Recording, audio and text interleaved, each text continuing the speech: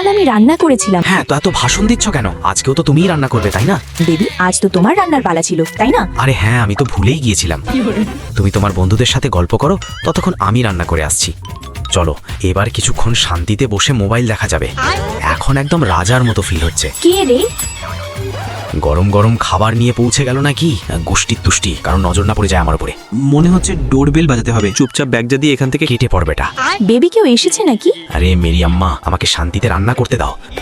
এখন খুব প্রেম আর সাবধানতার সাথে খাবারগুলো ঢাকনা থেকে বের করে সুন্দর সুন্দর প্লেটে সাজাতে হবে। ম্যাডামের সন্দেহ হচ্ছে না তো? ওরে বাবারে বাবা, এদিকেই আসছে যে। একটু এদিকেও নজর দিয়ে দেখি। খুব টেস্টি টেস্টি খাবার রান্না করা হচ্ছে তো। আগে সব প্রমাণ মুছে ফেলি, এখন সবকিছু একদম পারফেক্ট।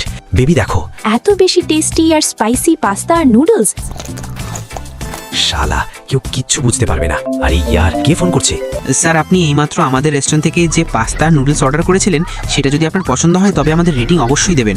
দেখুন জি, আমি রেস্টুরেন্ট থেকে কিছু আনাইনি। আরে স্যার, এই তো মাত্র আমি আপনাকে পার্সেলটা দিয়ে গেলাম। পাস্তা তো আমার খুব পছন্দ হয়েছে। এবার কারণ নাস্তা খাওয়ার ব্যবস্থাও করে দিচ্ছি। পৃথিবীতে অনেক একই চেহারার মানুষ থাকে, মনে হয় ওদের কোনো ভুল হচ্ছে।